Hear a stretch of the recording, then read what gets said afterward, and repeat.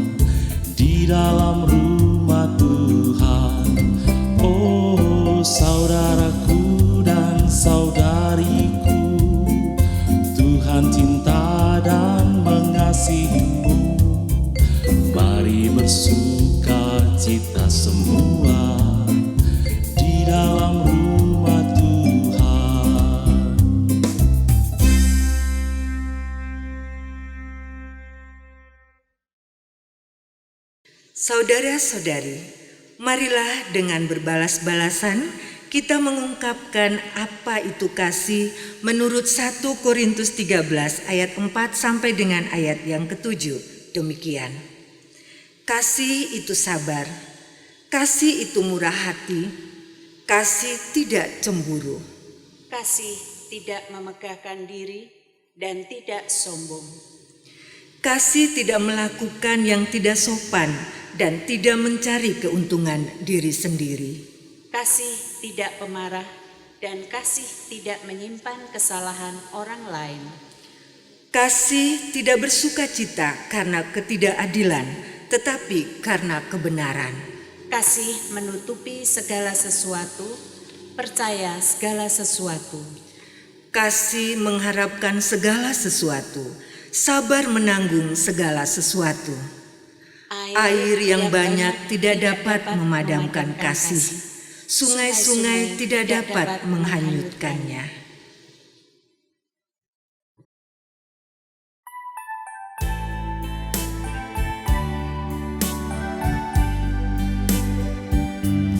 Andaikan ku melakukan yang luhur mulia, jika tanpa kasih cinta hampa tak berguna.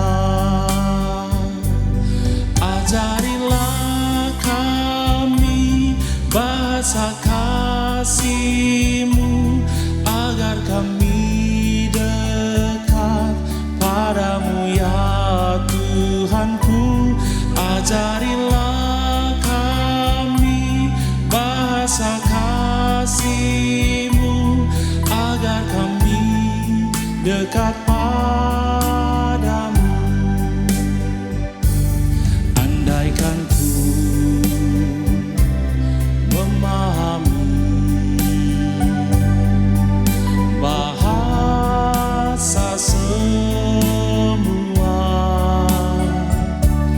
hanyalah bahasa kasih, kunci tiap hati. Ajarilah kami bahasa kasih-Mu, agar kami dekat padamu ya Tuhanku. Ajarilah kami bahasa kasih-Mu, agar kami dekat padamu.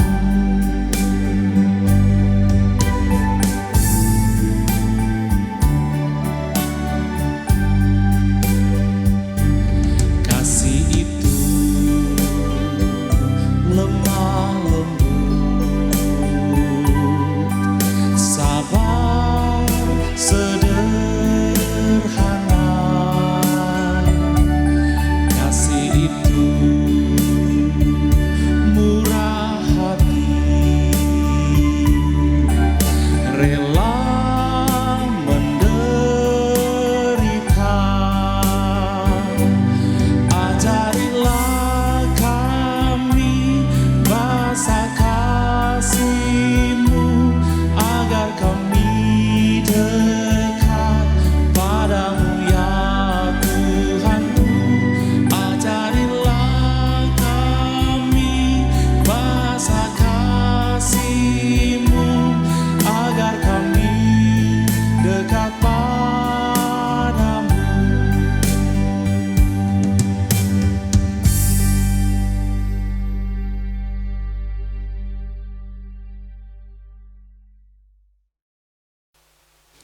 Saudara-saudari, menjalani hidup dengan mengasihi sesama bukanlah hal yang mudah.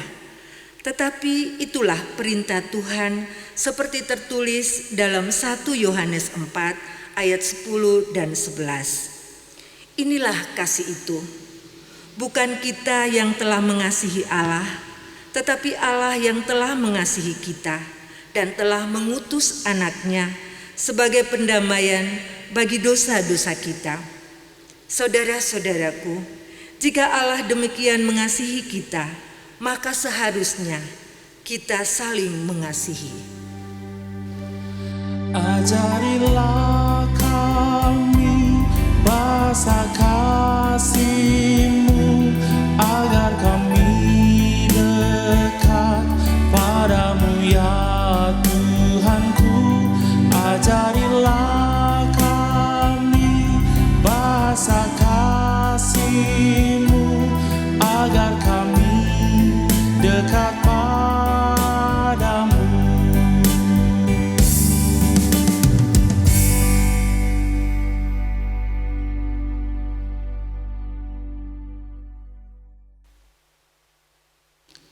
Halo Pak Oma, Bapak Ibu yang dikasih Tuhan Yesus Kristus, bersyukur kita boleh berjumpa kembali dalam persekutuan bulanan Komisi Usia Lanjut GKI Salatiga.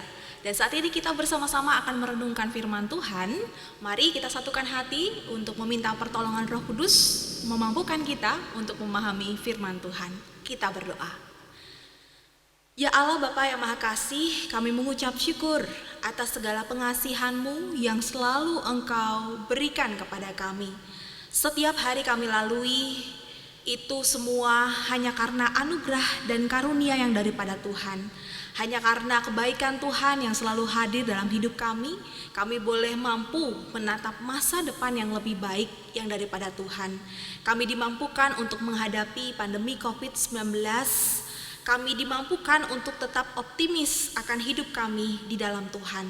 Dan biarlah firman Tuhan yang selalu akan memperlengkapi hidup kami dengan segala kebaikan-kebaikan Tuhan itu boleh kembali meneguhkan dan menguatkan setiap kami, para usia lanjut GKI Salatiga, untuk dapat tetap hidup dalam Tuhan, menjaga relasi kami, mengasihi Tuhan, dan juga mengasihi sesama kami.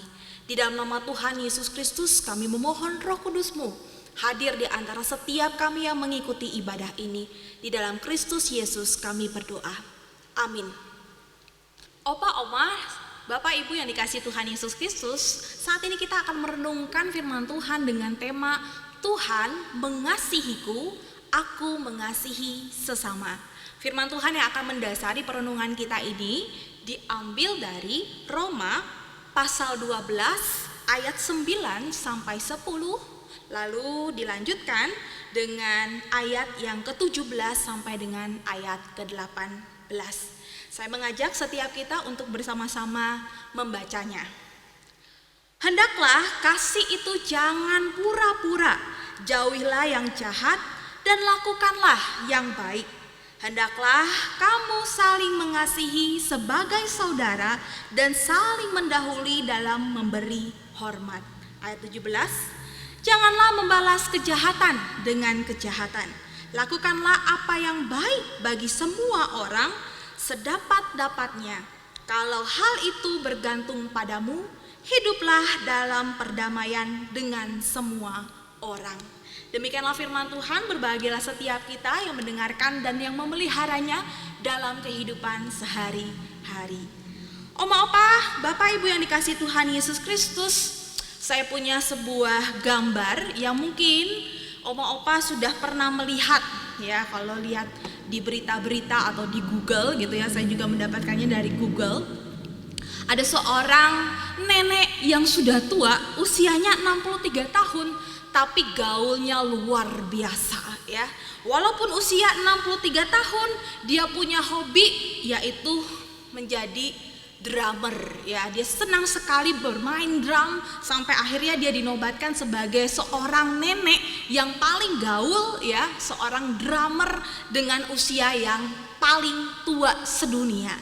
Nah, ada lagi saudara, mungkin saudara pernah melihat ini ya, seorang kakek yang bermain bola, bukan hanya sekedar hobi bola, tapi dia juga sampai saat itu ya, saat usia 74 tahun dikatakan dia mengikuti sebuah pertandingan yang beneran gitu ya, bukan pertandingan bohong-bohongan atau pura-pura gitu ya, tapi ini benar-benar pertandingan. Dia adalah seorang yang bernama Isaac Hayek, seorang Israel, dan dia ditobatkan sebagai seorang kakek ya, pemain bola yang paling tertua sedunia. Bahkan ada seorang lagi nih saudara, seorang nenek yang berusia 90 tahun ya. Kalau kita lihat di gambarnya mungkin kita bisa menebak, wah nih kayaknya nenek ini sepertinya ini gaul sekali. Saking gaulnya dia itu senang sekali bermain game dengan komputer ya. Dia terkenal menjadi gamer paling tertua karena usianya 90 tahun, tertua di dunia. Seorang nenek yang bernama Hamako Mori dari Jepang. Saudara, dari semua ilustrasi yang saya sebutkan ini memperlihatkan kepada kita ya, ternyata usia indah atau lanjut usia bukanlah sebuah halangan untuk melakukan banyak hal yang positif. Tentu setiap tadi contoh-contoh tadi mereka melakukan sebuah hal yang positif yang mereka sukai dengan alasan tertentu. Sang kakek tetap melakukan pertandingan bola, tetap suka dengan bola ya karena itu untuk menyehatkan tubuhnya. Itu bagian dari olahraga yang dia sukai, dia cintai ya, dia lakukan dengan sukacita dan membawa kebaikan untuk tubuhnya. Seorang nenek yang adalah drummer, dia juga dengan sukacita, dengan senang melakukannya gitu ya, sehingga itu memberikan sebuah kebahagiaan bagi dia untuk bisa melakukan apa yang menjadi passionnya. Begitupun juga dengan gamers ya, seorang nenek yang jadi gamers itu juga bagi dia ada sebuah kesenangan tersendiri untuk bisa menang di setiap game, yang intinya sebenarnya dia juga bisa belajar untuk bisa mengolah otak ya, mengolah atau belajar untuk bisa mengingat-ingat sesuatu supaya otaknya itu tidak pikun ya. Jadi dilakukan beraktivitas olahraga otak begitu supaya tetap bisa menjalani hidup dengan baik. Nah, saudara yang dikasih Tuhan Yesus Kristus, kita jangan sampai merasa kalau kita sudah punya usia yang banyak gitu ya, lalu kita terhalang untuk melakukan banyak hal yang positif. Katanya sih usia tua itu ya sudahlah, tinggal nunggu duduk diam saja di rumah, aktivitas segala sesuatu terbatas, apalagi sedang pandemi seperti ini. Ada banyak hal-hal positif, hal-hal yang baik yang bisa kita lakukan ya, pun juga ketika kita sedang ada di rumah. Nah, oma-opa yang dikasih Tuhan Yesus Kristus juga ada sebuah anggapan yang menganggap bahwa kalau orang yang sudah lanjut usia yang sudah 60 ke atas atau 70 ke atas itu memperlihatkan dirinya akan berubah. Katanya sih kembali lagi seperti anak kecil. Egonya semakin besar seperti anak kecil yang tidak mau kalah, tidak mau mengalah, yang kayaknya ini yang paling benar, ini yang harus diikutin ya. Maunya apa itu yang harus diikuti oleh orang-orang di sekeliling ya. Sulit sekali untuk meminta maaf ya, sulit juga untuk memaafkan, katanya seperti itu. Saya juga punya pengalaman dulu ketika waktu jadi mahasiswa, saya pernah praktek di salah satu panti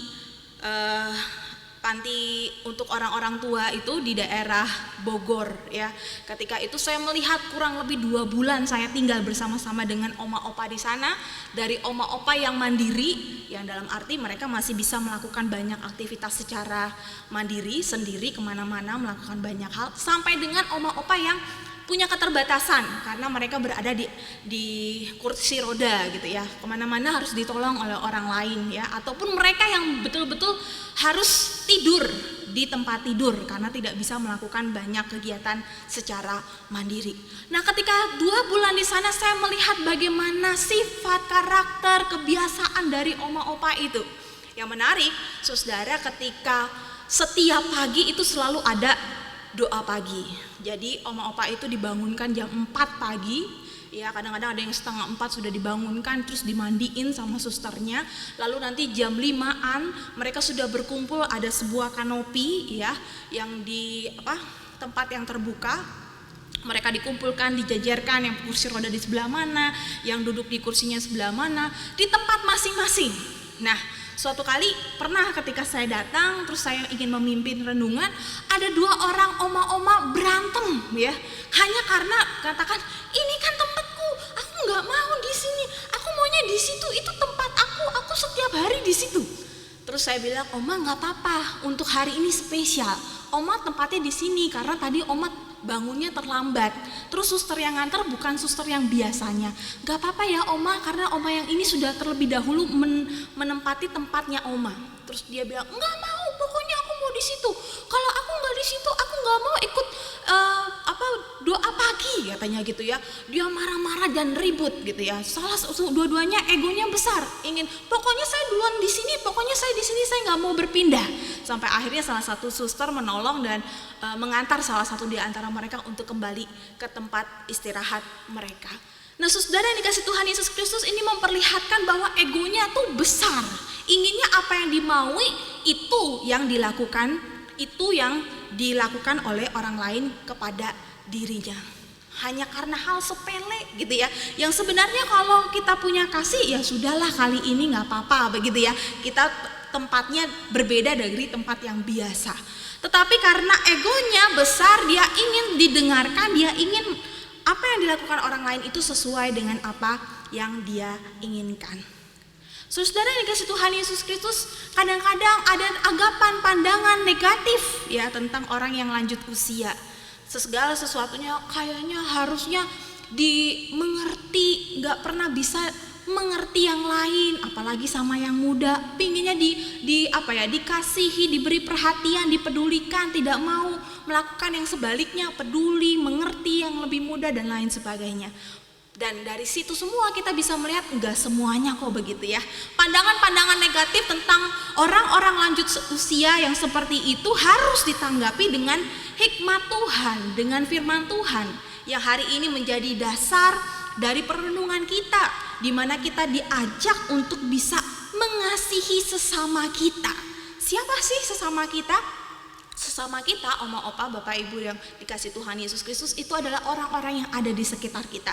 Entah itu keluarga kita, entah itu anak kita, menantu kita, cucu kita, tetangga kita, entah itu orang-orang yang kita kenal dalam komunitas kita di gereja ataupun lingkungan sekitar, lingkungan tempat kita dulunya bekerja dan lain sebagainya. Kita bisa diajarkan untuk memiliki kasih. Yang pertama adalah kasih yang tulus. Kasih itu tulus karena di ayat 9 dalam bacaan kita dikatakan hendaklah kasih itu jangan pura-pura.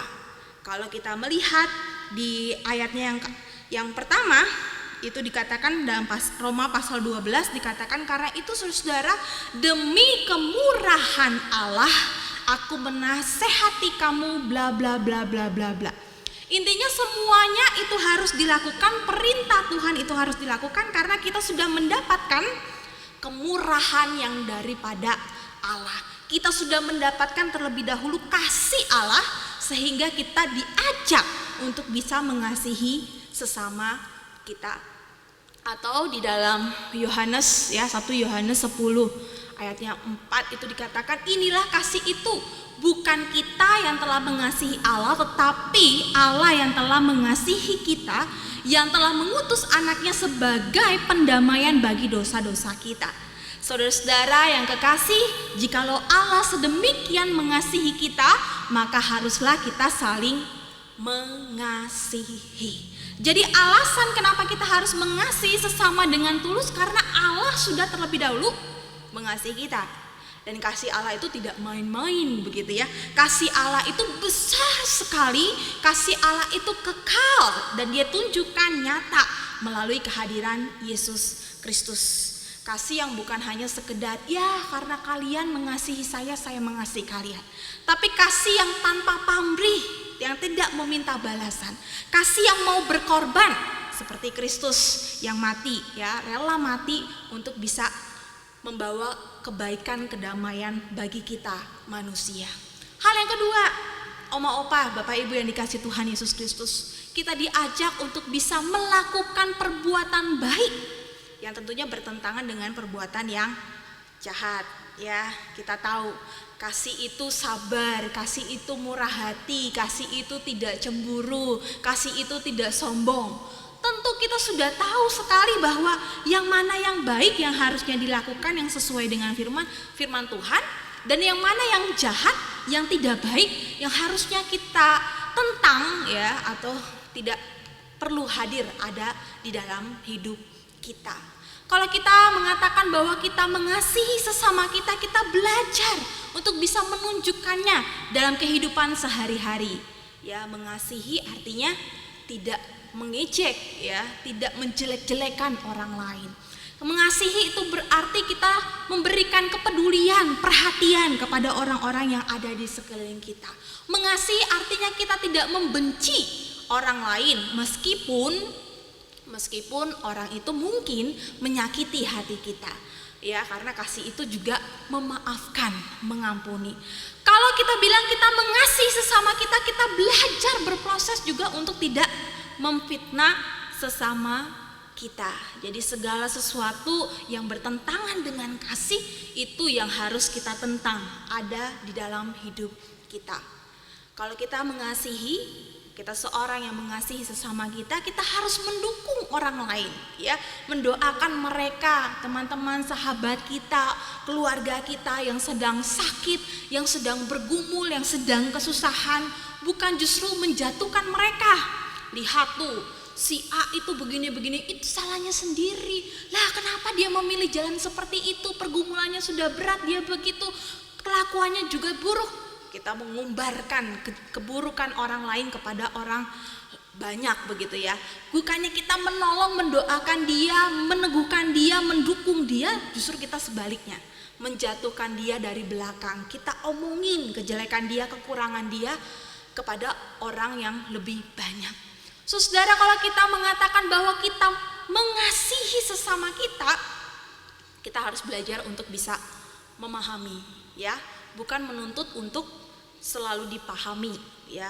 Kita belajar untuk bisa mengerti bagaimana jika di posisi orang lain, bagaimana jika saya di posisi anak, menantu ataupun cucu gitu ya. Bukan hanya menuntut, bagaimana mereka harusnya mengerti keberadaan saya, ya. Harusnya mereka tahu posisi saya dan mereka mau peduli dengan keadaan saya. Nah, kalau kita mengatakan bahwa kita mau belajar untuk mengasihi sesama, justru kita harus belajar untuk bisa memberi. Karena kasih itu adalah memberi, bukan menuntut untuk bisa mendapatkan, ya. Kita belajar tentang kasih yang seperti Yesus sudah nyatakan hadir di dalam kehidupan kita. Apapun yang Yesus lakukan dalam hidup kita, tentu segala sesuatunya yang baik. Betul ya, Om Opa ya, Bapak Ibu ya. Semua yang sudah dirancangkan Tuhan, kalau kita mau flashback, kita melihat ke belakang, meskipun sesuatu yang kita inginkan tidak Tuhan Yesus kasih, tentu kita akan melihat ke belakang, kita melihat, oh mungkin yang saya minta itu gak dikasih. Tapi apa yang dikasih Tuhan, itu adalah yang baik buat saya. Tidak mungkin Allah memberikan yang buruk. Kalaupun itu sesuatu yang tidak kita sukai, kalaupun itu adalah sesuatu yang sulit, ya, kalaupun itu sesuatu yang memberatkan hidup kita, menjadi pergumulan dalam hidup kita, contohnya pandemi COVID-19 yang sampai saat ini belum juga berakhir, ya, belum bisa ditangani dengan baik sehingga semuanya sudah selesai gitu ya. Tapi itu juga kita bisa belajar sesuatu yang positif dari pengalaman kita. Mungkin Tuhan tidak langsung menjawab doa kita.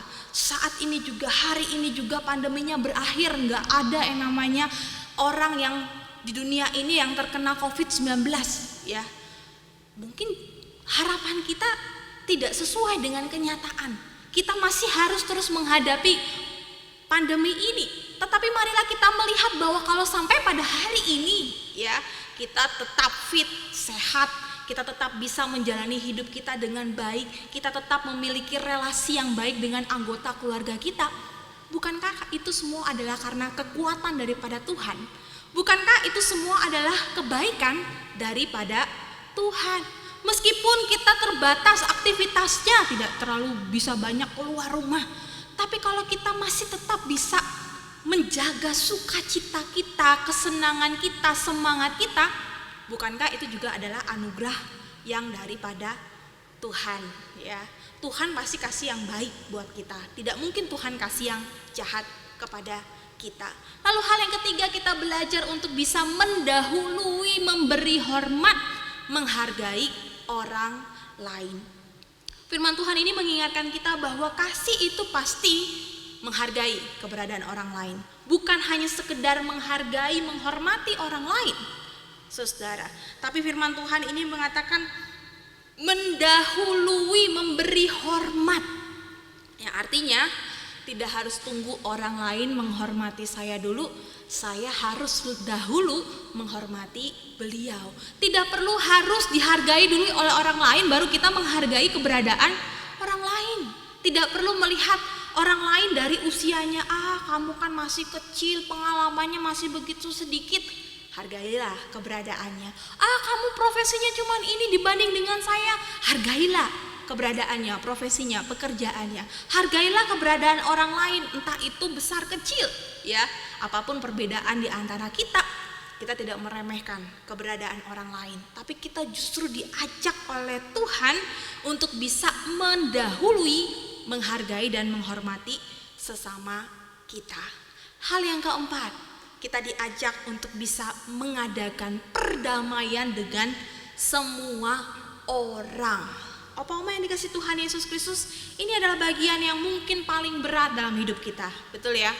Untuk bisa mengadakan perdamaian, Tuhan kalau bisa pilih-pilih boleh nggak begitu ya? Kalau sama si ini saya masih bisa berdamai lah, tapi kalau sama si ini aduh kayaknya sulit sekali. Ketemu aja langsung wah cekcok gitu ya, nggak enakan. Ketemu aja kayaknya langsung dredeg gitu ya, langsung deg-degan. Aduh kayaknya kacau sekali perasaannya, emosinya juga kacau sekali. Bisa tidak kita pilih-pilih? Firman Tuhan pada kesempatan kali ini mengingatkan kita bahwa sedapat-dapatnya kalau hal itu bergantung kepadamu, hiduplah dalam perdamaian dengan semua orang. Tidak hanya orang-orang tertentu, tidak hanya orang-orang yang ada di dalam ruang gereja atau sahabat kita dalam persekutuan di dalam Kristus, tidak hanya orang-orang tertentu ya, tetapi semua orang, siapapun orang yang kita temui dalam kehidupan kita. Dan ingat bahwa kasih yang diajarkan Kristus itu adalah kasih yang berkorban. Yang terkadang kita juga perlu mengasihi orang dengan mengorbankan sesuatu, termasuk dengan perasaan kita. Opa-opa, Bapak Ibu yang dikasih Tuhan Yesus Kristus, suatu kali ada seorang guru ya. Guru dia menyuruh murid-muridnya untuk bisa mengingat ya orang-orang yang mereka benci. Jadi di dalam kelas itu si guru ini mengatakan, anak-anak coba ingat ada berapa orang yang kalian benci, yang kalian tidak suka, yang menyakiti hati kalian, yang tidak bisa kalian maafkan. Coba pikir ada berapa orang. Terus anak-anak itu pada berpikir, siapa ya yang aku tidak suka. Terus guru itu nggak usah disebutkan berapa banyak orang yang menyakiti hatimu atau tidak bisa kamu maafkan, tidak usah disebutkan namanya siapa saja. Nah sekarang nanti ketika pulang ya, coba besok ketika kalian masuk lagi ke sekolah, kalian bawa kentang ya, kalian bawa kentang sebanyak orang yang kalian benci, yang tidak bisa kalian maafkan. Lalu anak-anak itu bilang, oh ya aku punya segini. Si ini pikir, oh aku punya segini, oh segini. Oke, besok minta tolong mama untuk beliin kentang sebanyak jumlah yang mereka tidak bisa maafkan atau mereka benci. Keesokan harinya ketika mereka masuk kelas, saudara, lalu gurunya itu membawa tali dan mengatakan kepada murid-muridnya, sudah bawa kentang semuanya? Sudah gitu ya, murid-muridnya sudah membawa kentang. Lalu gurunya memberikan tali kepada masing-masing murid, lalu gurunya mengatakan, berapapun kentang yang kalian bawa, coba ikatkan pada tali itu. Ikatkan pada tali itu, lalu kalian kalungkan ya. Sebelum masuk sekolah, ada si A dan si B bilang gini, kamu bawa kentang berapa? Aku 5. Aku benci sama temen-temenku, aku benci sama kakakku, ada 5 orang yang aku gak bisa maafin. Terus dengan bangganya yang satu mengatakan, aku dong hebat nih 7 gitu ya. Lalu yang satu bilang, ya aku cuma 1 orang. Atau bahkan di dalam kelas itu juga ada yang tidak membawa kentang sama sekali. Dan ketika di kelas mereka melihat, lalu harus mengikatkan kentang itu di tali, lalu menggantungkannya pada leher. Lalu mereka diperintahkan oleh gurunya bahwa ayo, kentang itu tidak boleh dilepas ya selama jam pelajaran di sekolah. Lalu mereka membawa kentang itu kemana-mana mereka beraktivitas. Entah mereka sudah istirahat ke kantin, dibawalah itu kentangnya. Ya sebanyak-banyaknya kentang berarti lebih berat dan lebih berat lagi bebannya. Lalu ketika mau pulang sekolah, gurunya bilang kalau sudah pulang, sudah kentangnya disimpan saja di situ. Jadi besok kalau kalian masuk lagi, selama kalian beraktivitas di dalam ruangan, di dalam aktivitas sekolah, belajar mengajar, maka kalian harus menggunakan kentang itu. Berhari-hari seperti itu, sampai akhirnya di antara mereka lama-lama, kayaknya kentangku sudah mulai busuk, baunya gak enak, aku pergi kemana-mana sudah bawanya berat, dan baunya menjadi tidak enak karena sudah busuk.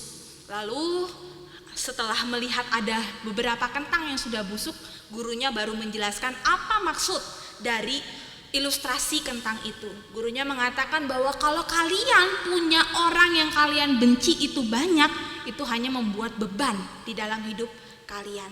Kalau kalian membawa beban itu kemana-mana, lama-lama beban itu akan membusuk. Dan kalau sudah busuk, yang rugi siapa? Yang rugi adalah kita sendiri. Kalau kita tidak bisa memaafkan kesalahan orang lain, kita pendam, kita simpan dalam hati. Mungkin orang nggak tahu ya, orang nggak tahu, nggak ngerasa kesalahannya seperti apa, tapi kita pendam. Awas ya, si A itu udah begini sama saya. Kita pendam sendiri. Tapi yang rugi siapa? Kita yang punya beban. Yang rugi siapa kalau lama-kelamaan hal itu menjadi busuk? Kita yang menjadikan hal itu menjadi sebuah kepahitan di dalam hidup kita. Nah, kalau sudah standarnya sudah sampai kepahitan, susah melupakan, susah mengampuni, susah untuk berbuat baik, itu adalah hal yang tidak berkenan di hadapan Tuhan dan juga akan menghancurkan kehidupan kita.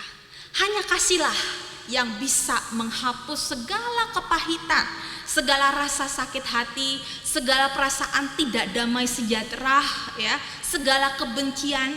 Itu sebabnya berulang-ulang kali firman Tuhan mengingatkan kepada kita, kalau Tuhan sudah terlebih dahulu mengasihi kita, mari kita nyatakan kasih kita kepada sesama. Supaya apa? Hidup kita tidak terbeban, ya. Kita mendapatkan damai sejahtera kasih yang daripada Allah, dan kita juga persaksikan kepada orang banyak supaya mereka juga boleh merasakan kasih yang sempurna yang daripada Tuhan kita Yesus Kristus. Selamat menyatakan kasih kepada sesama. Tuhan Yesus memberkati. Amin. Saat teduh bagi kita semua.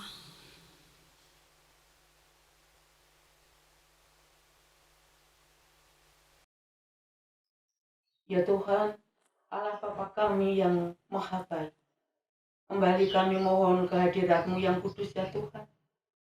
Kami ingin berdoa untuk seluruh kaum usia lanjut dimanapun mereka berada yang saat ini sedang menderita sakit. Kiranya Tuhan, dengan kuasa dan kasih-Mu, Engkau berkenan menjamah, mengangkat dan menyembuhkan mereka semua dari setiap sakit penyakit yang dideritanya. Kami juga berdoa untuk setiap orang yang merawat mereka, baik dari tim medis maupun dari keluarga. Kiranya Tuhan senantiasa memberkati mereka, memberi mereka kekuatan, kesehatan, dan kesabaran, serta hikmat dan akal budi yang datang daripada-Mu. Sehingga melalui mereka ya Tuhan, saudara-saudara kami, kaum usia lanjut yang sedang menderita sakit, boleh mendapatkan sukacita yang datang daripada-Mu. Kami juga berdoa ya Tuhan, untuk seluruh kaum usia lanjut, dimanapun mereka berada, yang saat ini sedang tidak bisa kemana-mana dan juga tidak bisa beraktivitas karena pandemi yang kami hadapi seperti sekarang ini. Berikan kami senantiasa ya Tuhan, kesehatan yang prima, kekuatan dan kesabaran yang datang daripada-Mu. Kami yakin dan percaya Tuhan, bahwa di masa tua kami ini, di mana kami menghadapi pandemi saat ini ya Tuhan, Tuhan tidak akan pernah meninggalkan kami. Roh Kudus-Mu yang senantiasa menjaga iman percaya kami kepada-Mu. Di dalam nama Tuhan kami Yesus Kristus, kami berdoa. Tuhan Yesus, Engkau sangat mengasihi kami, umat-Mu, termasuk kami anggota jemaat GKI Salatiga. Setiap hari kami boleh merasakan cinta kasih Tuhan di dalam kami berkarya, di dalam interaksi kami dengan sesama kami. Penuhi hati kami dengan cinta kasih-Mu ya Tuhan, sehingga kami mempunyai kerinduan untuk senantiasa melayani dan menolong sesama kami yang membutuhkan pertolongan. Kiranya kami mau melayani dan mau membantu sesama kami atas dasar kasih kami kepada-Mu, atas dasar kasih kami kepada sesama kami. Sehingga pelayanan dan kepedulian kami tidak sia-sia belaka ya Tuhan, tapi boleh dirasakan sebagai kehadiran Tuhan yang menyapa dan menghibur mereka yang sedang dalam keadaan menderita. Tolong kami ya Tuhan, agar kami dapat melayani dan menolong sesama kami. Selalu ada kerinduan, ada empati kami kepada sesama kami. Terima kasih ya Tuhan, kiranya Roh Kudus menolong kami, agar segala hal yang kami lakukan berkenan di hadapan-Mu dan boleh membawa hormat dan kemuliaan bagi nama Tuhan. Terima kasih Tuhan. Dalam nama-Mu Tuhan Yesus, hamba-Mu berdoa. Amin. Bapa dalam surga, kami juga berdoa untuk pemerintah, tenaga kesehatan, dan semua orang yang terlibat di dalam penanganan pandemi COVID-19. Kiranya Tuhan beri kekuatan dan kesehatan yang prima dalam mereka melakukan tugas dan kewajiban. Kebijakan-kebijakan yang dikeluarkan kiranya juga membawa dampak yang positif bagi masyarakat. Tuhan, beri juga hikmat kebijaksanaan. Kami mohon Tuhan beri pengertian bagi kami sebagai rakyat Indonesia untuk mau menerima keputusan yang diambil agar kami patuh dan setia. Karena itu pasti membawa kebaikan bagi kami semua. Tuhan penolong kami mohon berkat-Mu juga untuk vaksinasi yang sedang berlangsung saat ini. Kiranya vaksinasi ini membawa dampak yang positif bagi semua penerima untuk kesehatan kami. Juga kami berdoa untuk orang-orang yang tidak bisa menerima vaksin karena tidak memenuhi syarat untuk divaksinasi. Tuhan beri kemampuan bagi tubuh mereka untuk bisa menangkal virus yang ada pada saat ini. Kami mohon pertolongan-Mu ya Tuhan untuk pengendalian pandemi COVID-19 agar bisa segera teratasi. Dalam nama Tuhan Yesus Kristus kami berdoa. Bapa di surga, kami berdoa untuk mereka yang menjadi korban bencana alam, bencana tanah longsor, banjir, gempa bumi di beberapa wilayah di Indonesia. Berikanlah pada mereka keteguhan iman dan kekuatan dari Tuhan saja. Jadikan banyak orang tangan kasih-Mu untuk membantu mereka, sehingga mereka tabah, kuat, dan mampu melanjutkan kehidupan. Bapa kami yang Maha Kasih, kami selalu rindu untuk menyatakan segala harapan kami kepadamu, sebab hanya Engkaulah yang mengerti apa yang kami rasakan.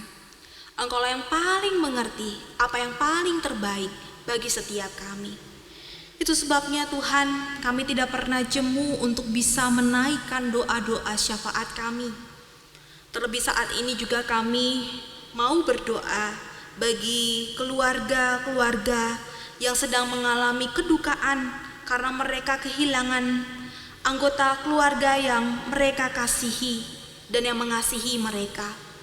Tuhan kiranya merangkul mereka dengan kasih-Mu yang besar, supaya di dalam masa kesedihan ini, di dalam masa keterhilangan ini, mereka mampu melihat kasih setia Tuhan tetap menopang mereka untuk menghapus segala duka-duka kesedihan mereka, dan juga belajar untuk bersabar, tabah, untuk menjalani hari yang masih Tuhan karuniakan kepada mereka. Biarlah penghiburan sejati yang daripada Tuhan selalu meneguhkan dan menopang saudara-saudara kami ini. Saat ini juga kami mau berdoa Tuhan bagi jemaat-Mu yang sebentar lagi akan masuk dalam masa prapaskah.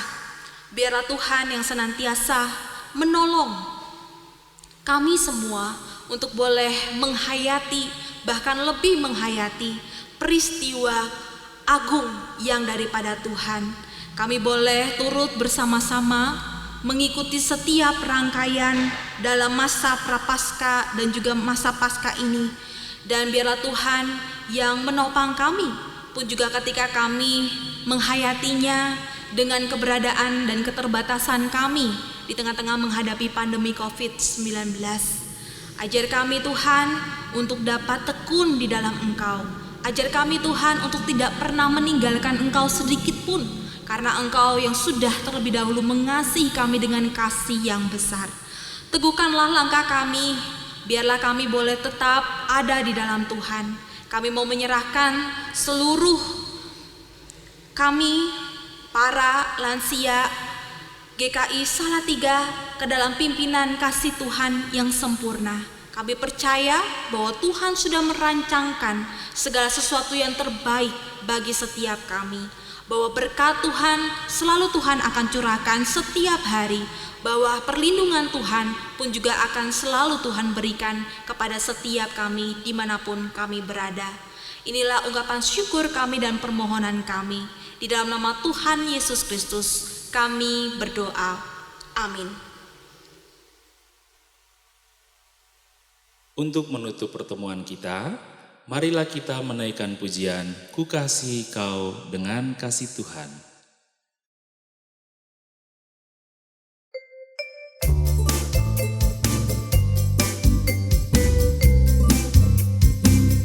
Bagaimana aku harus mengatakannya, perasaan yang ada di hatiku.